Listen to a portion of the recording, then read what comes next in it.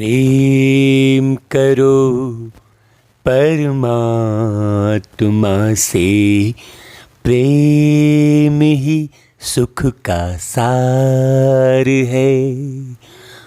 प्रेम करो परमात्मा से, प्रेम ही सुख का सार है। देखो, ये जो गीत है इसमें परमात्मा के बहुत सारे अर्थ हैं।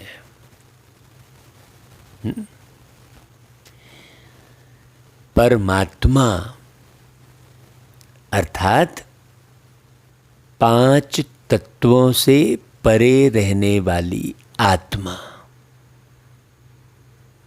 परमात्मा अर्थात मां के गर्भ से परे रहने वाली आत्मा। परम आत्मा, परमात्मा अर्थात परम आत्मा। परम यानी परम धाम में रहने वाली आत्मा। परमात्मा अर्थात परम यानी श्रेष्ठ आत्मा, ऊंचे से ऊंची आत्मा। तो वो भी एक आत्मा है और वो सिर्फ एक है? वो भी एक आत्मा है, लेकिन परम आत्मा क्यों कह रहे हैं? क्योंकि वो जितनी भी आत्माएं हैं उनसे अलग है। अलग है मतलब जो आत्माओं में गुण हैं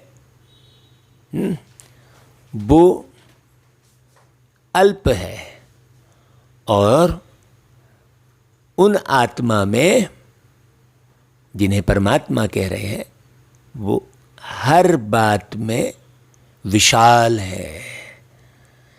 हाँ, अखंड है, असीमित है। प्यार में असीमित है। प्यार के सागर कहें तो सागर भी सीमित हो गया, क्योंकि सागर सबसे बड़ा दिखता है मनुष्यों को, इसलिए उनके लिए प्यार का सागर कह दिया। तो निराकार का अर्थ क्या हुआ? निराकार मतलब विशाल। विशाल है। विश्वपति कह रहे हैं उनको। तो विश्वपति काहे में है वो? मोहब्बत में। उनके पास ज्ञान है कहते हैं, तो वास्तव में ज्ञान क्यों है? क्योंकि प्यार है। प्यार है इसलिए ज्ञान है। सबके लिए प्यार है। और प्यार के सागर कहते हैं। वास्तव में सागर भी एक सीमित हो गया। सागर के भी तले तक जा चुके हैं लोग। कहते हैं सागर अथाह है, बहुत गहरा है। हाँ, चूँकि नदियों से ज़्यादा गहरा है इसलिए बहुत गहरा है कहते हैं, लेकिन सागर के तले तक भी तो जा चुके हैं।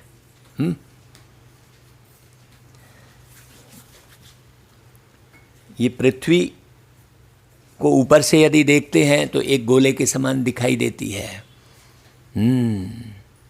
तो असीमित है वो, अखंड है। उनका प्यार खंडित नहीं होता है। वो प्यार करते हैं माने प्यार ही करते हैं बस। कभी प्यार करेंगे, कभी ठुकराएंगे, ऐसी बात नहीं है उनमें। तो ये सब बातें बहुत गहरी समझने की भी हैं और धारण करने की भी हैं। है ना भाई? तो निराकार मतलब विशाल, असीमित। तो जैसे परमात्मा है वैसे हम आत्मा थे कभी, लेकिन अब नहीं है। वही आकर बाबा सारे कारण बताते हैं कि अभी क्यों नहीं हो, अभी तुम दुखी क्यों हुए हो। अभी दुखी इसलिए हुए हो क्योंकि तुम प्यार से भरे हुए नहीं हो। प्यार से भरे हुए नहीं होने के कारण दुख से भर गए हो। जो भी आत्मा प्यार से भर जाएगी हर एक आत्मा के प्रति, तो अब प्रेम करो परमात्मा से का अर्थ यहाँ पर क्या हुआ? पर आत्मा से प्रेम करो, माने जो सामने वाली आत्मा है उस आत्मा से प्रेम करो। प्रेम करो परमात्मा से, माने देह से प्रेम नहीं करो, आत्मा से प्रेम करो। तो वो प्रेम कैसे मालूम पड़ेगा? जब वो एक परमात्मा के बारे में हम बहुत अच्छे से जानेंगे, समझेंगे। परमात्मा को जानो कहते हैं, तो परमात्मा को कैसे जानो? भाई ये जानो कि वो प्यार के सागर हैं, उनका कोई आकार नहीं है, वो विशाल हैं। तो काहे में विशाल हैं? वो गुणों में विशाल हैं, शक्तियों में विशाल हैं, प्यार में विशाल हैं, है ना भाई? इसलिए बाबा आके जब बोलना शुरू करते हैं तो कहते हैं मीठे बच्चे। हाँ, है ना भाई? वो सबको मीठा समझ रहे हैं, चाहे कोई कैसा भी हो, चाहे कोई कितना भी कड़वा हो, नफरत कर रहा हो एक दूसरे से, उसके अंदर में बहुत सारे अवगुण हो, चाहे वो बेईमान हो, चाहे वो चोर हो, चाहे वो उचक्का हो, कैसे भी स्थिति वाला हो, लेकिन बाबा सबको क्या बोल रहे हैं? मीठे, मीठा। क्यों? क्योंकि बाबा प्यार से भरे हुए हैं। तो बाबा प्यार से भरे हुए हैं तो सब पर प्यार लुटाते हैं, इसलिए बाबा को सब मीठे लगते हैं। तो बाबा मीठे बच्चे कहकर क्या समझा रहे आगे? कि यह भारत भूमि निराकार बाप की जन्म भूमि है।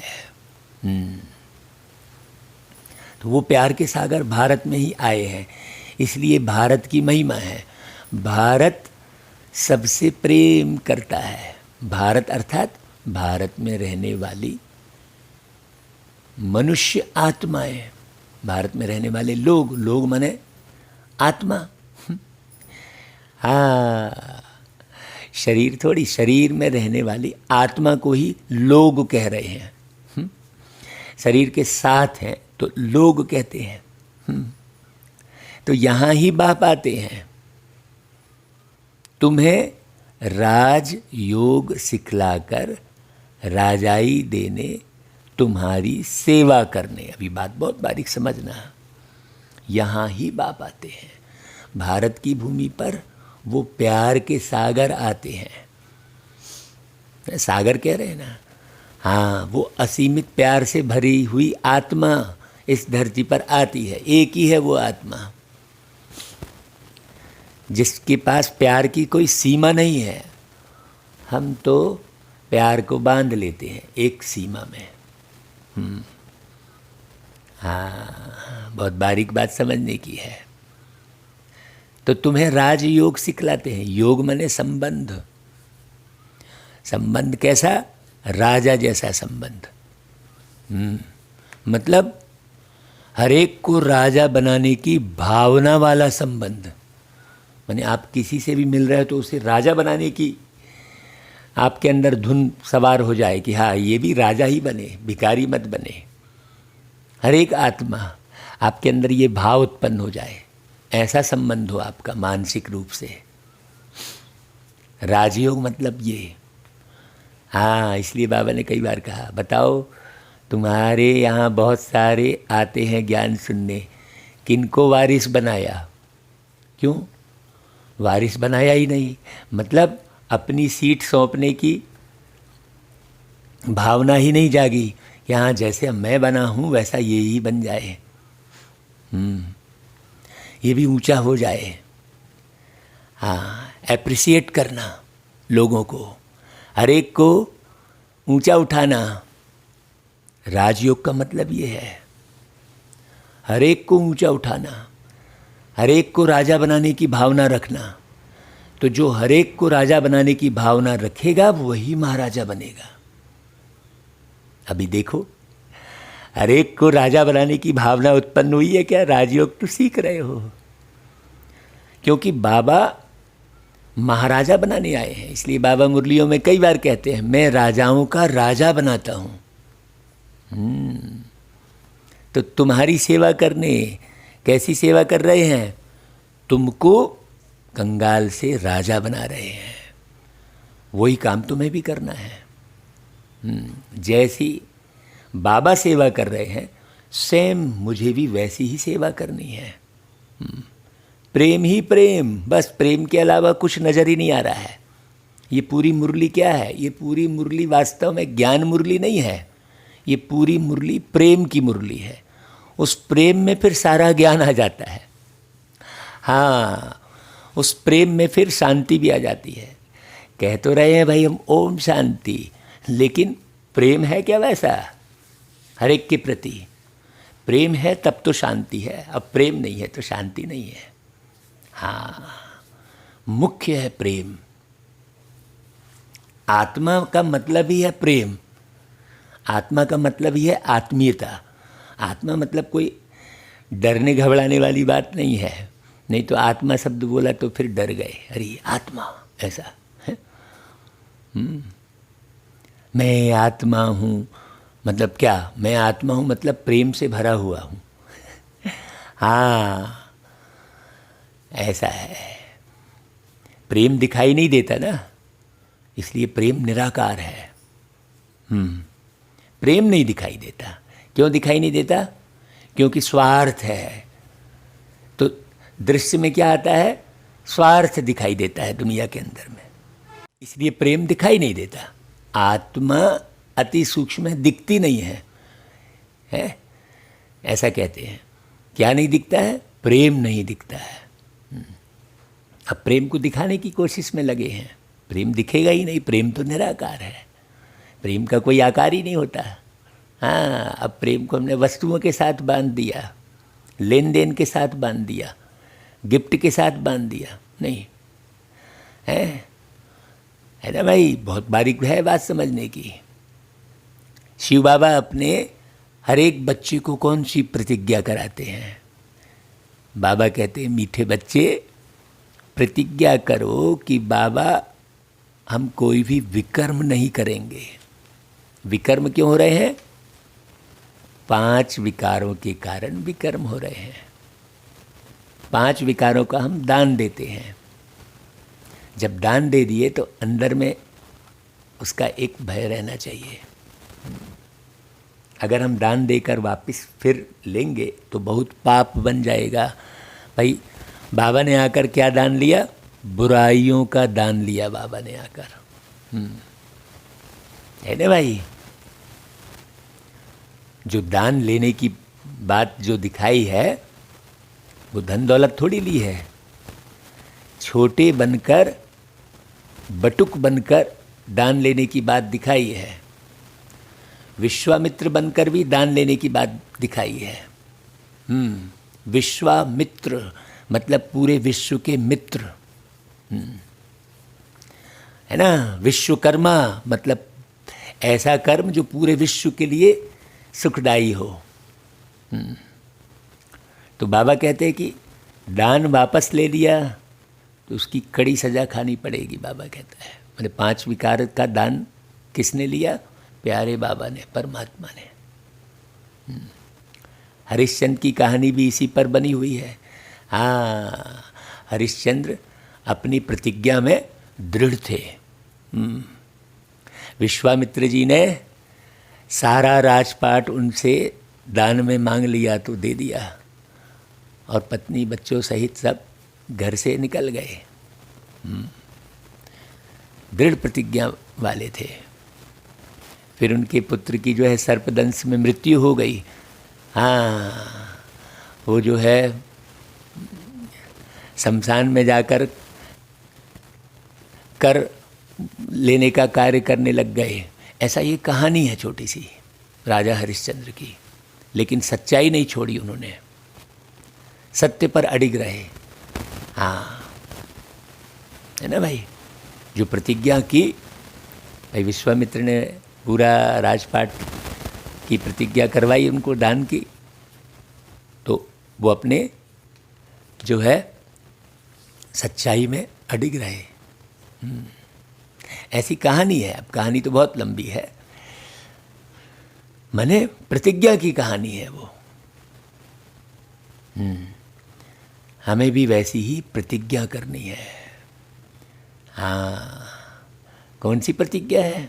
कोई पूरा राजपाट देने वाली बात तो नहीं है, अपने को पूरे शानो शौकत से दूर कर लेने की बात ही नहीं है। 5 विकारों को दान करने की प्रतिज्ञा है, बस सिंपल सी बात है।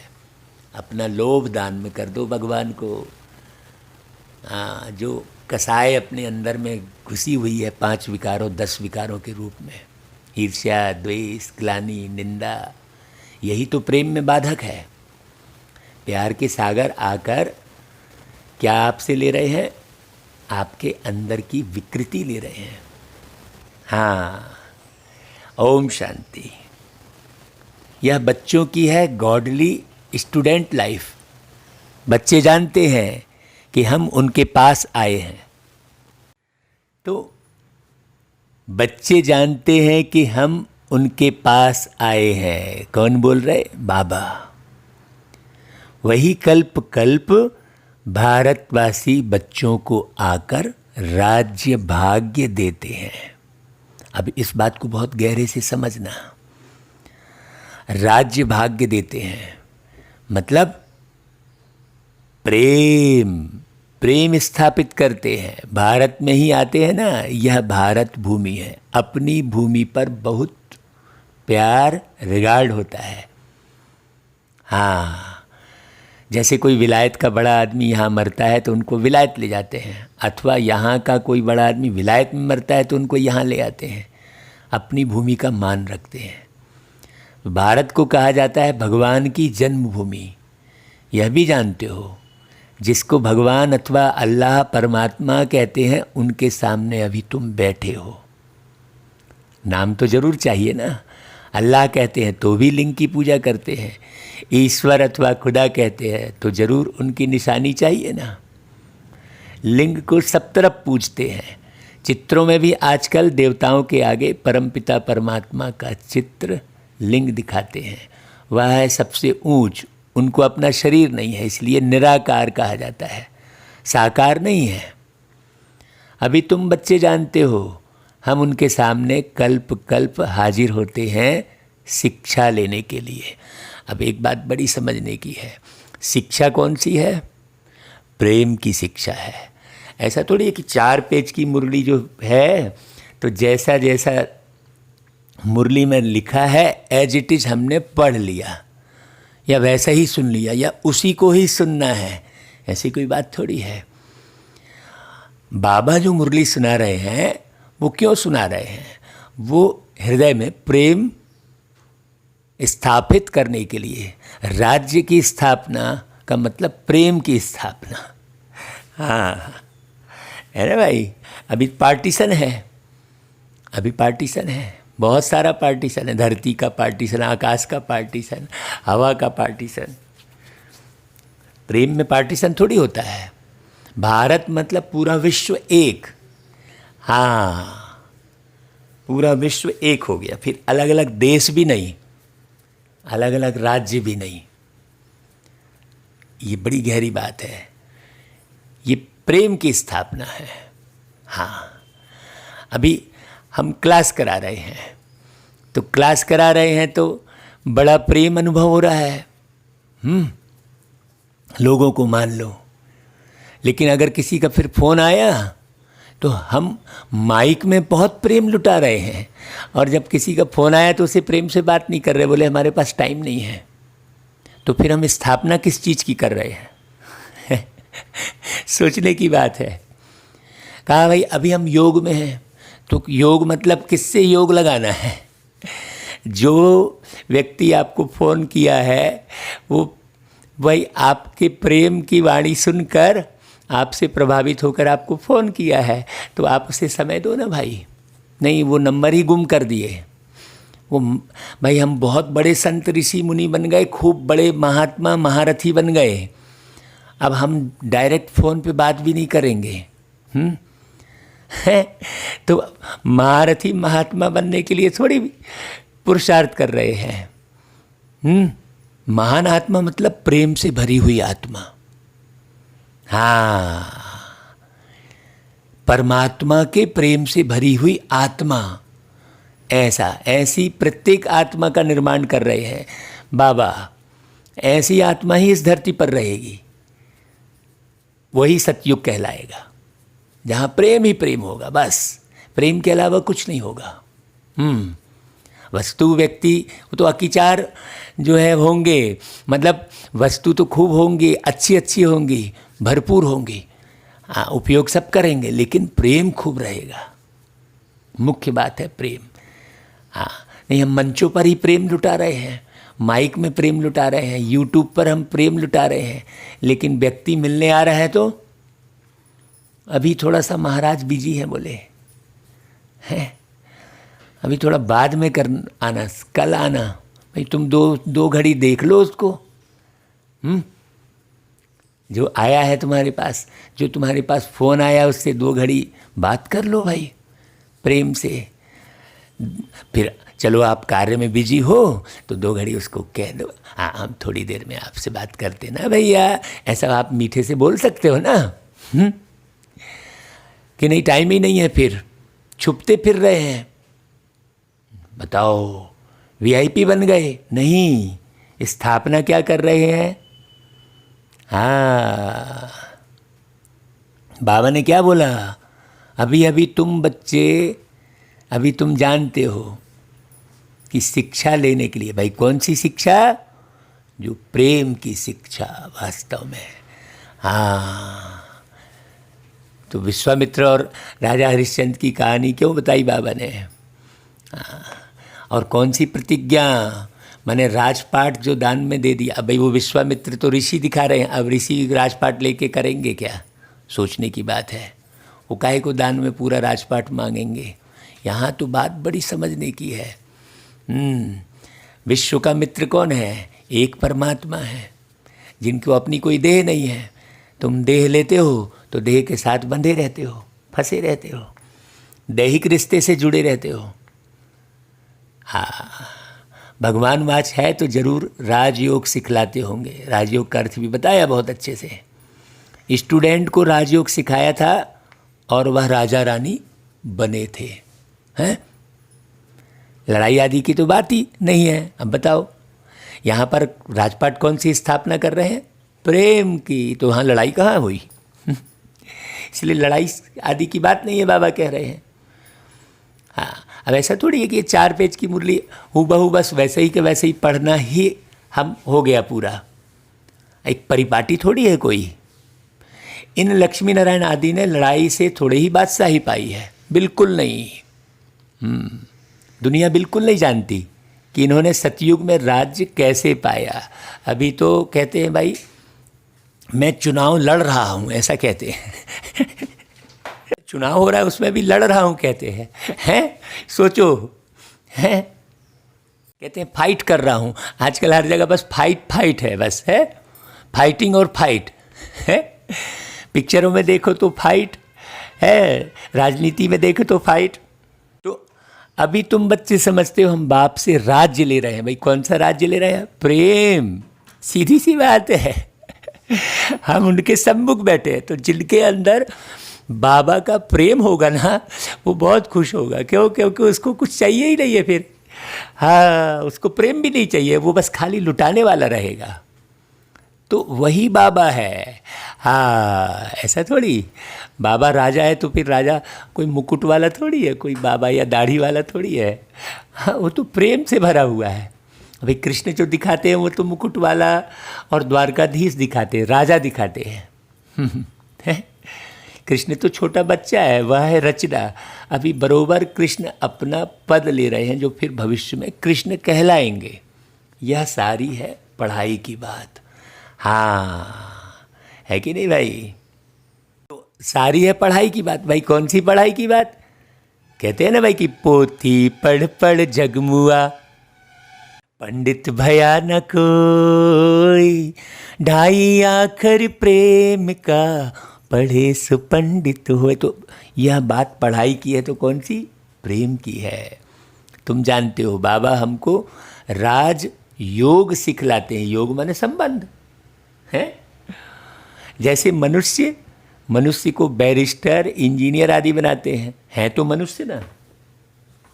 तुम समझते हो हम भी मनुष्य हैं, परंतु हम अभी पतित हैं।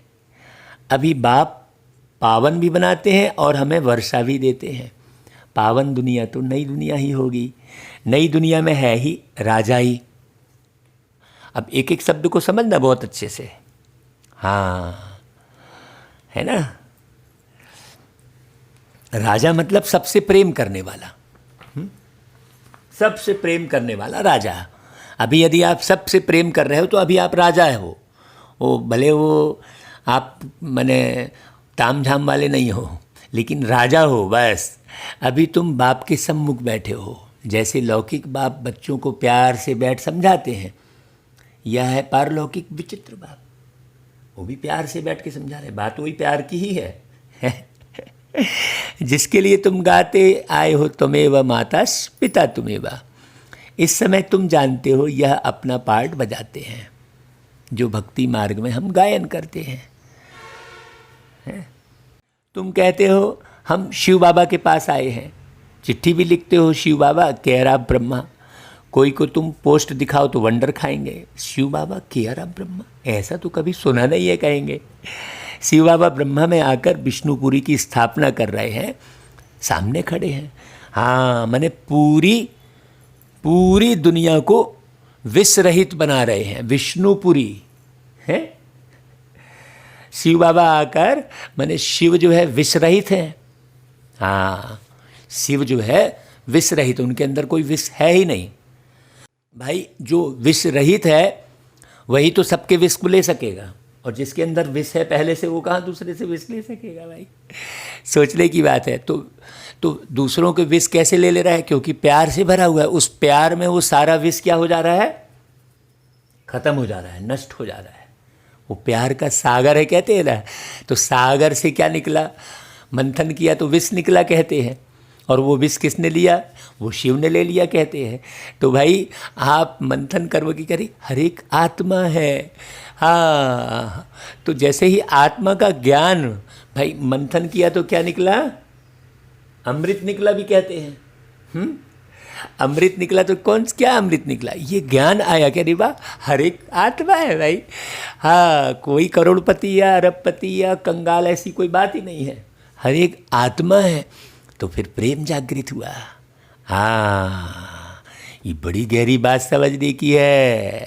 तो बाबा कहते हैं देखो है कि भाई विष्णुपुरी मतलब बिल्कुल पूरे विश्व को विष से मुक्त कर देते हैं, पूरे विश्व को। तो ऊपर में है शिव बाबा। शिव बाबा ने ब्रह्मा द्वारा स्थापना की थी, अब फिर से कर रहे हैं। अभी ये साकार में ये कार्य हो रहा है ना, तब तो ये सब वाणी चल रही है। तो ये समझने की बात है कि भाई अभी साकार में ये कार्य हो रहा है, तो हम मुरली पर कितना ध्यान दें। यह है प्रवृत्ति मार्ग। राज विद्या में भी बैरिस्टर पढ़ाते हैं, तो मेल फीमेल दोनों पढ़ते हैं ना। फीमेल भी जज, बैरिस्टर, डॉक्टर आदि बनती है। यह भी प्रवृत्ति मार्ग है। सन्यासियों का है निवृत्ति मार्ग, वह अलग है। हाँ, यह भी बाबा ने समझाया है। शंकराचार्य अगर नहीं आते तो पवित्रता का अंश नहीं रहता, भारत बिल्कुल ही जल मरता। हाँ, अभी तो कम से कम पवित्रता को थामे है ना भाई। तो यह नूंद है भारत को थमाने के लिए। अब यहाँ पर बाबा समय का इशारा देते हैं कि भाई जब तक थमाना है, क्योंकि वो चक्र घूम रहा है ना। हाँ, भारत बहुत पवित्र था, फिर पूरा अपवित्र बना है। अभी भारत कितना कंगाल है। कहते हैं सोने की लंका समुद्र के नीचे चली गई। अब लंका तो सोने की हो नहीं सकती। यह सब कहानियाँ बैठ लिखी हैं जिससे फ़ायदा कुछ भी नहीं। तुम बच्चे जानते हो बरोबर। बाबा हमको बिल्कुल सहज याद के बल से कितना ऊंच बनाते हैं। बाप प्रतिज्ञा करते हैं अगर निरंतर याद करने का पुरुषार्थ करेंगे तो विकर्म विनाश हो जाएंगे। प्यारे बाबा की याद में रहना है। अब याद में भी ऐसा कोई टेंशन नहीं रखना है कि भाई हमने इतने घंटे वो और ये वो, भाई घंटे गिनने की बात थोड़ी है। ये तो बाबा पुरुषार्थ कराने के लिए ये बातें बोल रहे हैं कि तुम 1 मिनट भी बाबा की याद में नहीं रहते हो, मतलब बाबा के गुण अपनाते नहीं हो। बाबा प्यार के सागर हैं और तुम्हारे अंदर प्यार रंच मात्र भी नहीं है, तो बाबा की याद कहाँ से कहलाई। आप बैठे हो गीत सुनकर बाबा की याद करने के लिए, और अगर किसी का फ़ोन आया तो बड़े मैंने दूसरे अंदाज में कहा आप कौन। अरे भाई आप कौन मतलब क्या भाई, किसी भाई जानवर का फ़ोन तो नहीं आया होगा है, फ़ोन तो आया होगा किसी बोलने वाली मनुष्य आत्मा का ही सोचने की बात है। हम मैसेज व्हाट्सएप किए तो कहा आप कौन। अरे भाई मैसेज भी करने वाला कोई जानवर तो नहीं होगा ना। सोचने की बात है, कितने हिरे हुए हैं। ये जो आप कौन लिखते हैं इसका मतलब वो कितने हिरे हुए हैं, उनके अंदर प्यार भरा ही नहीं है भाई। आपका परिचय बोल सकते हैं, हाँ भाई कोई भाई होगा या कोई बहन होगी शरीर रूप में, और बाकी अगर अशरीरी रूप अशरीरी की आप पढ़ाई तो खूब पढ़ रहे हो और आत्मा तो समझ ही नहीं रहे हो, तभी तो आप कौन बोल रहे हो, हैं। सोचने की बात है। तो बाबा कहते हैं भक्ति मार्ग में भी याद करने का पुरुषार्थ किया है ना।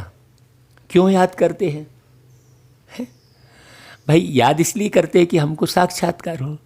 ऐसे नहीं याद करते कि कृष्णपुरी में हमको बादशाही मिल जाए, वह हम नर से नारायण बन जाए। नहीं, नर से नारायण बन जाए मतलब जो नार के चक्रव्यूह में फंसे हुए हैं। भाई नार से किसकी उत्पत्ति हो रही है, शरीर की है। अब वो नार भी किससे जुड़ी हुई है, आत्मा से जुड़ी है ना भाई। आत्मा ही शरीर में प्रवेश करके और फिर नार के माध्यम से, है ना, उसको पाइपलाइन जो बिछी है नार से नर बड़ी गहरी बात है भाई। जितना गहरे जाओगे उतनी ही खुशी बढ़ती जाएगी। तो तुमको भी यह आस नहीं थी कि हम मनुष्य से देवता बने। तुम जो अभी मुरली सुन रहे हो ये थोड़ी समझ आ रही थी, अभी भी थोड़ी समझ में आ रहा है। बहुतों को नहीं आ रहा होगा कि भाई अरे हम तो ये देवता बनने के लिए पढ़ रहे हैं भाई। देवता मतलब सदा देने वाले। सदा देने वाले माने क्या, प्रेम। एकदम सिंपल सी बात है भाई। गाते भी हैं मनुष्य से देवता किए करत न लागी बार, गाते हैं। तुम देखते हो बरोबर कलयुग के बाद सतयुग आएगा। आएगा माने क्या, इसी कलयुग के अंत में प्यारे बाबा सत्य सिखा रहे हैं। उस सत्य पर चलेंगे तो बनेगा सतयुग। हाँ, कलयुग में इतने मनुष्य हैं, सतयुग में एक धर्म होगा। अभी लड़ाई तो धर्म की है ना ढेर सारी। अभी तुमको आत्मा और परमात्मा का भी ज्ञान मिला है। दुनिया में एक भी मनुष्य नहीं जिसको आत्मा का ज्ञान हो। आत्मा में 84 जन्मों का पार्ट कैसे नूंधा हुआ है यह कोई जानते ही नहीं है। जिसने 84 जन्मों की हिस्ट्री को जान लिया ना, उसके अंदर अपार प्रेम उत्पन्न होगा। बहुत गहरी बात है, क्योंकि भाई शरीर से जन्म तो लेना ही है, शरीर के साथ, है ना भाई। यह अक्षर भी कभी कोई से नहीं सुने हैं, 84 जन्मों का पार्ट, ऐसा कोई अक्षर किसी से नहीं सुने हैं। बाप तो हैं ज्ञान के सागर, पतित पावन निराकार। हाँ, तुम जानते हो हम आत्मा अब पाप आत्मा से पुण्य आत्मा बन रहे हैं। सतयुग में तो है सब पुण्य आत्मा, यहाँ है पाप आत्मा। ऐसे नहीं है कि बहुत दान पुण्य करने वाले को पुण्य आत्मा कहा जाता है, नहीं। पुण्य आत्मा होते ही है सतयुग में। यहाँ जो मनुष्य दान पुण्य करते हैं उनको पुण्य आत्मा समझते हैं। वहाँ तुमको दान पुण्य आदि करने की दरकार ही नहीं रहती है, क्योंकि वहाँ गरीब कोई होता ही नहीं है। अब ऐसी दुनिया बनती है, तुम वहाँ सदैव के लिए पुण्य आत्मा हो ही। हाँ, तुम तन मन धन सब बेहद के बाप अर्थ देते हो, जिसको बलिहार जाना कहा जाता है। बाप कहते हैं पहले मैं बलिहार जाता हूँ व तुम। पूछ रहे बाबा, बाबा कहते हैं पहले तुम बलिहार जाते हो, तब फिर 21 जन्मों के लिए बलिहारी मिलेगी। यह बातें अभी तुम अच्छी रीति समझते हो, हाँ, डायरेक्ट सुनते हो। अब इन सब बातों में कौन सी बात छुपी हुई है उसको समझने की ज़रूरत है। हाँ, क्यों तुम्हारा ध्यान इधर उधर बंटता है, इसलिए बाबा को कई प्रकार की बातें कहनी पड़ती है। नहीं तो सीधी सीधी है एकदम, हर बात एकदम सरल है। हाँ, घर में रहते हो तो वहाँ मुरली आती है, दूर से सुनते हो। अभी तो बाप के सम्मुख बैठे हो, बाप कहते हैं बच्चों मैं तुम्हारा बाप भी हूँ। यहाँ अंधश्रद्धा की कोई बात नहीं है, बिल्कुल डायरेक्ट बाबा आकर बैठ के पढ़ा रहे हैं। बाप भी है, टीचर भी है। बाप का बनने से वह शिक्षा देते हैं, तुम्हारी बुद्धि में अब सारा ज्ञान है। भाई कौन सी शिक्षा देते हैं? प्यार की शिक्षा देते हैं। हाँ, है ना भाई, प्यार की शिक्षा देते हैं। इसलिए ढाई आखर प्रेम का कहते हैं। ये मुरली क्या है? मुरली क्या है? ये प्यार है वास्तव में। ये प्रवचन नहीं है कोई। हाँ, है ना भाई, बड़ी गहरी बात समझने की है। तो तुम्हारी बुद्धि में अब सारा ज्ञान है। 84 का चक्र भी तुमको समझाया जाता है। जो 84 जन्म लेने वाले नहीं होंगे वह समझेंगे भी नहीं। तुम समझते हो बरोबर, हम 84 का चक्र लगाकर अब वापस जाते हैं। बाप कहते हैं तुम आत्मा अशरीरी आई थी, फिर अशरीरी होकर ही वापस जाना है। शरीर सहित कोई ऐसा ऊपर जाते दिखाई दिया है क्या आज तक? है, तुम पवित्र आत्माएं होकर जाती हो। पवित्र बनने के लिए तुम पुरुषार्थ कर रहे हो। हाँ, कोई सजा खा के पवित्र बनेंगे, भोग ना भोगेंगे, रोग होगा, है ना भाई। 3 तरह से पवित्र बनने की विधि है। अब आप चुनाव कर लो, एक योग बल से, दूसरा भोग बल से और तीसरा रोग से। अब कौन सा अच्छा लगेगा सोचो भाई। भोग ना भोग के आपको पवित्र बनना है कि रोग का कष्ट झेल के आपको पवित्र बनना? पवित्र तो बनना ही है। देखो, तो योग बल अर्थात याद बल से तुम पवित्र बन जाएंगे। योग अक्षर शास्त्रों का है, राइट अक्षर है याद। जैसे स्त्री को पति की अथवा पुरुष को पत्नी की याद रहती है ना भाई, उदाहरण दे रहा है बाबा। याद परमानेंट रहती है, वो पत्नी का नाम थोड़ी रटता है कोई। है, पत्नी जो है पति का नाम थोड़ी रटती है कोई, याद करती है। तो योग का अर्थ ही है याद। बाप भी कहते हैं मामेकम याद करो और संग बुद्धि योग तोड़, मुझ अपने बाप के साथ बुद्धि योग जोड़ो। समझ आएगी तब याद आएगी, और बिना समझे कैसे याद आएगी? याद करो, जितना याद करेंगे उतना तुम्हारे विकर्म विनाश होंगे। बरोबर भारत को कल्प कल्प वर्षा मिलता है भाई।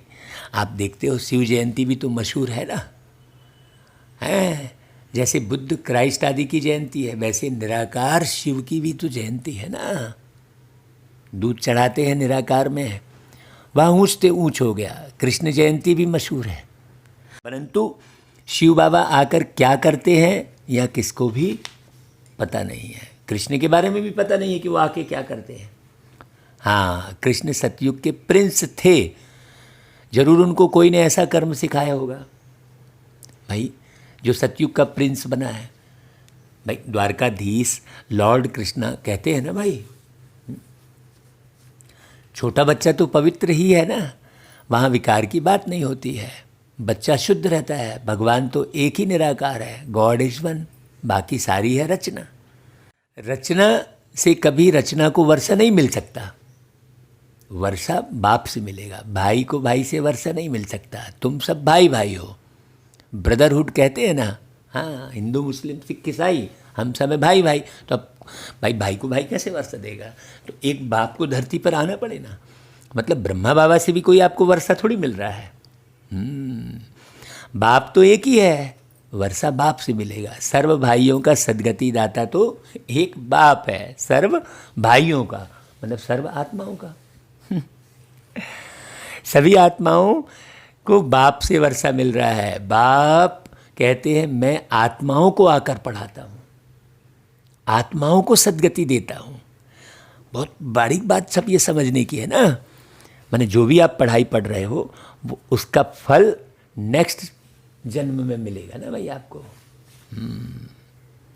बाप बैठ राजयोग सिखलाते हैं, इस पढ़ाई का पद तुमको यहाँ नहीं पाना है।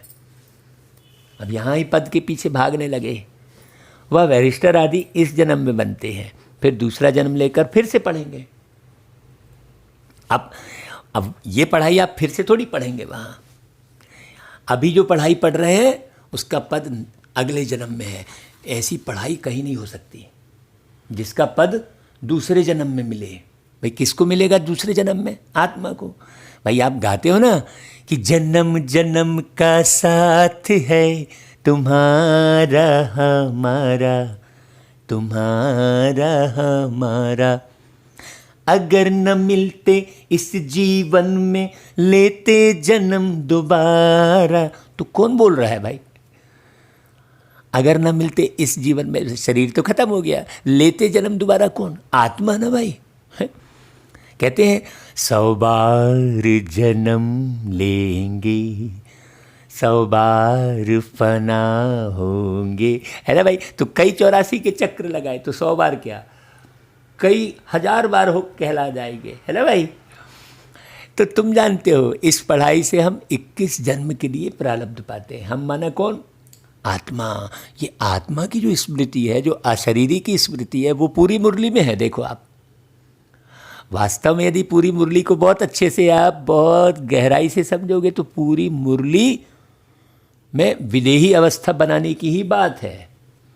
हाँ, विभिन्न विभिन्न तरीके से बाबा पढ़ाते हैं ताकि तुम्हें विदेही बनने में बड़ी सहजता मालूम होनी। तो लगे यार अरे हम कैसे विदेही वाली बात क्या है भाई, ऐसा लगेगा नहीं तो बाबा कहते देखो वहाँ सतयुग में डॉक्टर आदि कोई होते नहीं। क्यों? क्योंकि वहाँ बीमारी होती ही नहीं, क्योंकि सब आत्माभिमानी स्थिति में रहते हैं। हाँ, ज्ञान रहता है तो ऐसा कोई उलट सुलट खाते पीते नहीं है, प्रकृति को बर्बाद नहीं करते हैं। अभी तो दे स्पीड भागे पड़े हैं। हाँ, अब वो जो है पैदावार भी जल्दी जल्दी बड़ा करेंगे हैं, कुछ भी डाल के, कैसा भी इंजेक्शन लगा के। सोचो कहाँ से कहाँ पहुँच गई है दुनिया। बाबा कहते हैं देखो वहाँ तुम गर्भ महल में रहते हो। गर्भ महल में मतलब पूरे सुख शांति से भरपूर रहते हो। यहाँ गर्भ जेल में रहते हो जहाँ बहुत सजाएं मिलती हैं। तब पुकारते हैं इस जेल से बाहर निकालो, हम फिर कोई भूल नहीं करेंगे। धर्मराज से प्रतिज्ञा करते हैं, यहाँ तुमको शिव बाबा से प्रतिज्ञा करनी है, बाबा हम कभी विकर्म नहीं करेंगे। अभी तुम कहाँ हो? अभी गर्भ जेल में ही हो। हाँ, पूरा गंध लगी पड़ी है ना भाई, पूरे दुनिया में गंध लगी पड़ी है ना, जैसे गर्भ में गंध लगी पड़ी है। गंदगी भी गर्भ के अंदर तो गंदगी ही है ना। तो ये वाले गर्भ की बात थोड़ी कर रहे हैं बाबा, सारा विश्व ही गर्भ जेल है ना भाई। बाबा हम कभी विकर्म नहीं करेंगे ऐसा प्रतिज्ञा कर रहे हो। 5 विकार हम आपको दे देते हैं। यह भी बाप जानते हैं कि विकार कोई ऐसे फट से नहीं छूटेंगे, अंदर डर रहना चाहिए। हम विकारों का दान देकर फिर लेंगे तो बड़ा पाप हो जाएगा। जैसे राजा हरिश्चंद्र का मिसाल है ना भाई, प्रतिज्ञा की उन्होंने, सत्य पर अडिग रहे। बाप जानते हैं ऐसे नहीं कि 5 विकार झट से छूट जाते हैं, नहीं, टाइम लगता है। हाँ, इसलिए पढ़ाई को जल्दी छोड़ना नहीं है, कहने का अभिप्राय ये है। इसे खूब पढ़ेंगे तभी छूटेगा। तुम्हारी कर्मातीत अवस्था होगी तब लड़ाई लगेगी दुनिया में। यह 5 विकार हैं बड़े दुश्मन। उसमें भी मुख्य है एक देह अभिमान। देह का भान आता है तभी सारे विकार आते हैं। उनका दान देना कितना मुश्किल है। घड़ी घड़ी बाप कहते हैं अपने को आत्मा समझ मुझ बाप को याद करो, परंतु यह होता नहीं है। देह अभिमानी बनने से फिर काम की चोट लगती है। देह अभिमान सबसे तीखा है। देही अभिमानी बनने की मेहनत है। मुख्य देह अभिमान आने से ही पाप हुए हैं। 5 विकार दान में देना पड़े, इसमें समय लगता है। कहते हैं दे दान तो छूटे ग्रहण। तो कौन सा दान देना है? 5 विकारों का दान देना है। किसको दे देना है? भगवान को दे देना है। अब हमने भगवान को दे दिया कि भाई अब हमने प्रतिज्ञा कर ली कि अब हम क्रोध नहीं करेंगे, अब हम लोभ में नहीं आएंगे, हाँ हम मोह में नहीं पड़ेंगे। मोह के चक्कर में ही सारा गड़बड़ होता है। तो बाबा कहता है इसमें समय लगता है, साजन बिगैर सजनिया तो जा ना सके। वो परमात्मा जब धरती पर आए तब सारे जाए। साजन माने परमात्मा और सजनिया माने सब आत्मा। पहले साजन को जाना है, फिर सजनिया। साजन को आकर सब आत्माओं को ले जाना है। जब तक कर्मातीत अवस्था हो तब तक पुरुषार्थ करना है। देह अभिमान आने से ही फिर भूलें होती है। कहते हैं बाबा देह अभिमान में आकर विकार में गिरे। तो बाबा कहते हैं देखो तूफान तो बहुत आएंगे, ये नहीं कि तूफान नहीं आएंगे। विकार का संकल्प आए परंतु कर्मेंद्रियों से कभी कोई पाप नहीं करना है। माया को जीतने के लिए कितनी मेहनत करनी पड़ती है। बाप कहते हैं अगर शादी की हुई है तो पवित्र रहकर दिखाओ, तो सन्यासी भी देखेंगे। बाबा कहता है देखो तुमको आमदनी कितनी भारी है। भाई कौन सी आमदनी? जब हम पवित्र रहने लगते हैं तो कितना खुश रहते हैं। खुशी की आमदनी, हाँ, खुशी खत्म ही नहीं होती है भाई। हाँ, प्रेम भरा रहता है सबके प्रति, चिंता नहीं रहती है, दुख नहीं रहता है।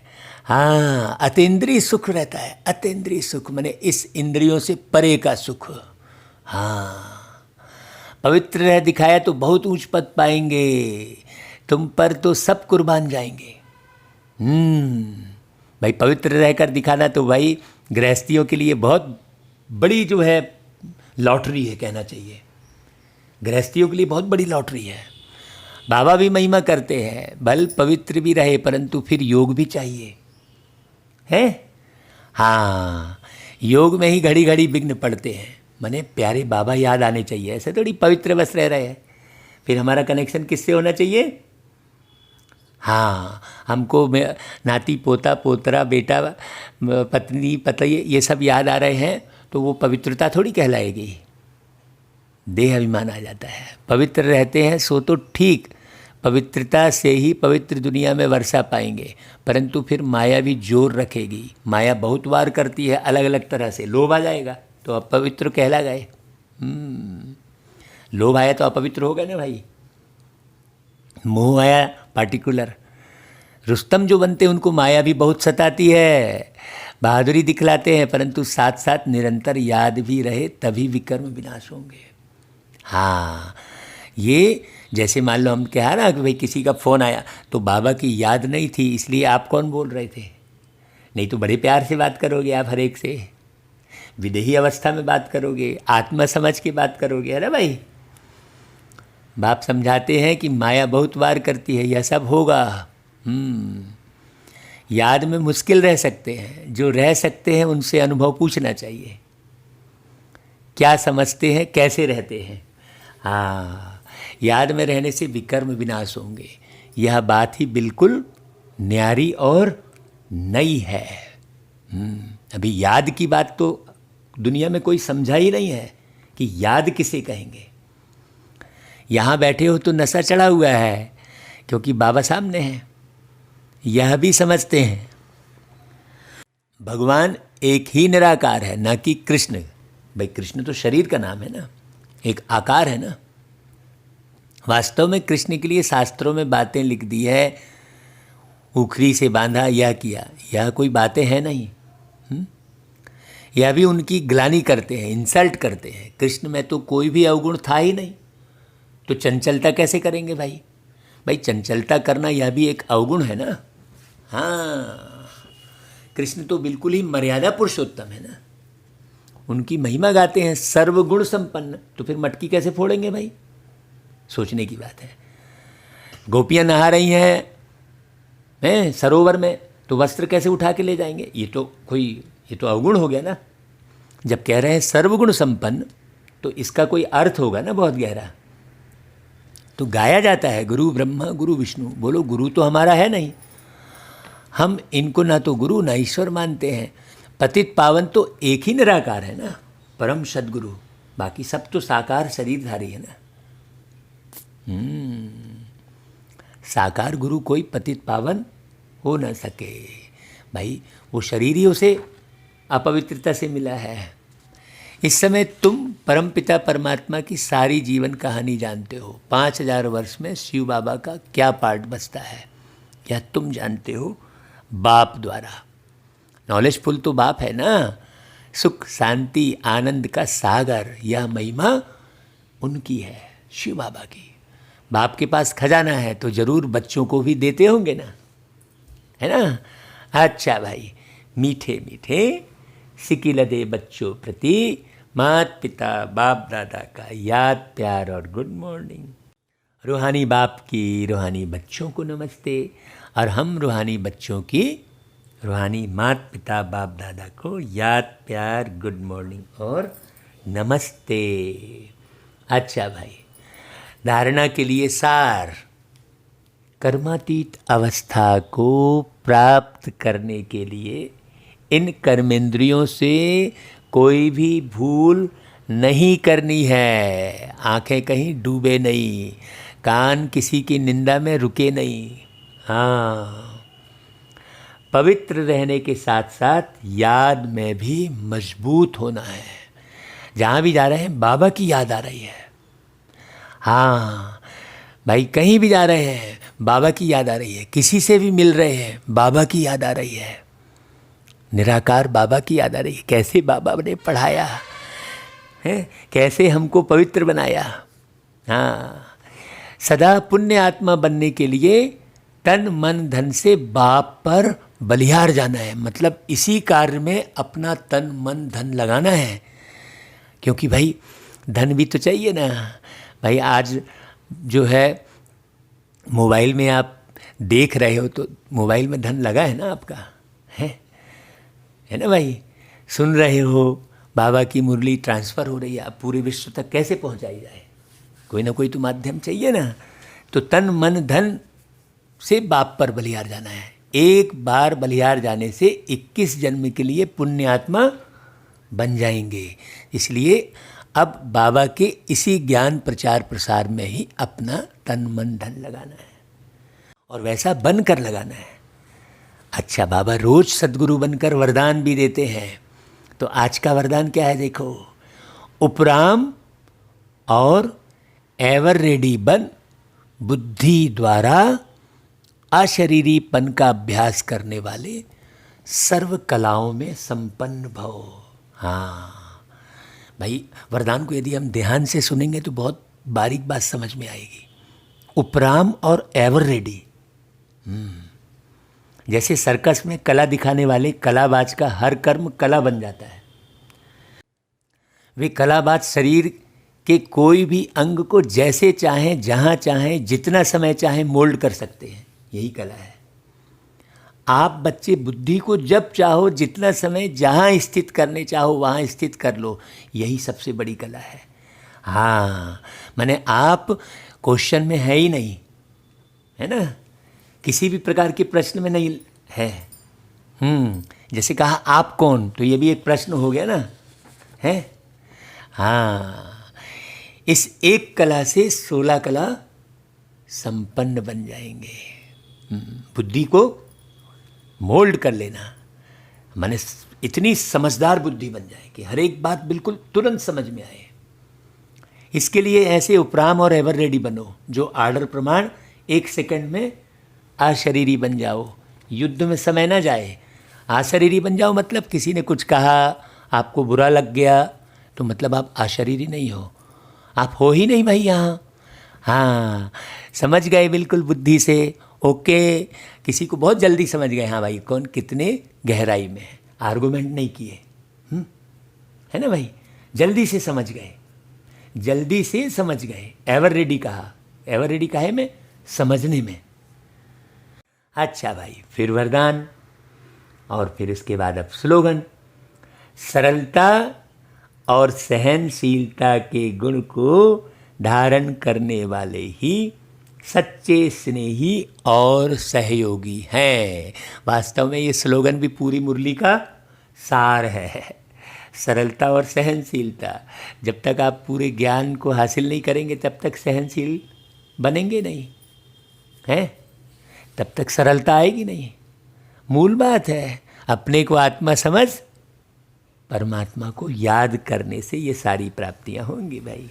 अच्छा भाई, ओम शांति।